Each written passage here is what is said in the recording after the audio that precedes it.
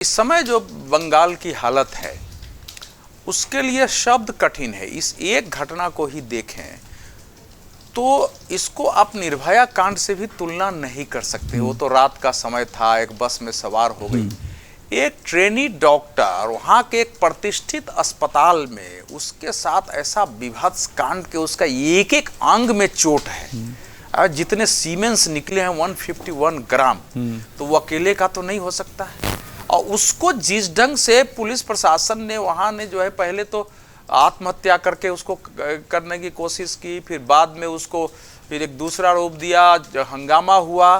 तो जो लोग इंसाफ मांग रहे हैं, माने माफिया राज किसको कहते हैं कि हम लोग भुगते हैं। कई बार हम लोग सड़कों पर नारा लगा रहे हैं। उस शहर का जो सबसे बड़ा माफिया होता था वो पिस्तौल से, बिहार में हम लोग झेले हैं, और लाठी पिस्तौल सबसे पूरे के पूरे जुलूस को, विरोध प्रदर्शन को खदेड़ देता था। आकाश में गोली चलाते हुए 25-50 लोगों को मार भी देता था, कुछ नहीं होता था।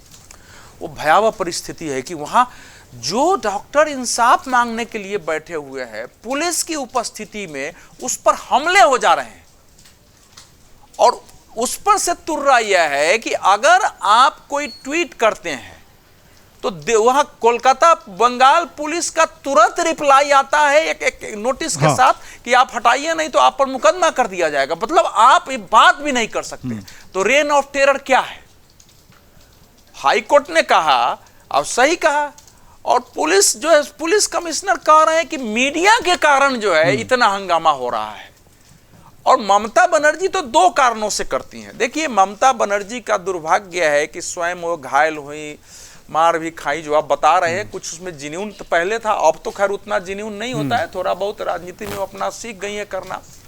वहां से आने के बाद जो उनसे उम्मीद थी कि जो ये इंफ्रास्ट्रक्चर है, पूरा ढांचा है वहां के पश्चिम बंगाल का, वो कांग्रेस के शासनकाल के अंतिम दौर में शुरू हो गया था। वो नक्सलवादी के बाद सीपीआईएम ने और उसके जो वाम के शासन में वो सशक्त हुआ, इनके शासन में भी वही सब आ गया। क्योंकि जो व्यक्ति पकड़ा गया है वो सिविल वॉलंटियर है।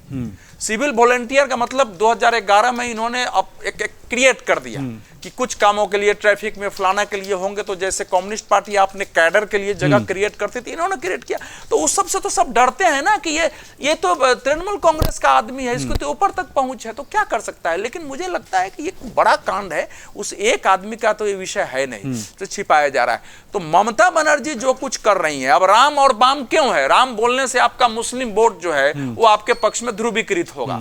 बाम को तो इसलिए है कि चलो यहां उसको निशाना बनाना है, कांग्रेस है नहीं। तो राम और बाम तो इसलिए कर रही है, इसलिए निकल रही हैं कि ताकि लगे लोगों को भी कि वो तो न्याय के लिए तो खड़ी है, ये साथ ही साथ अपने लोगों के लिए आज भी वो संघर्ष कर रही हैं। अगर आप ये वीडियो YouTube पर देख रहे हैं तो हमारे चैनल को सब्सक्राइब करें और बेल आइकन को दबाना ना भूलें। अगर आप Facebook पर ये वीडियो देख रहे हैं तो हमारे पेज को लाइक करें।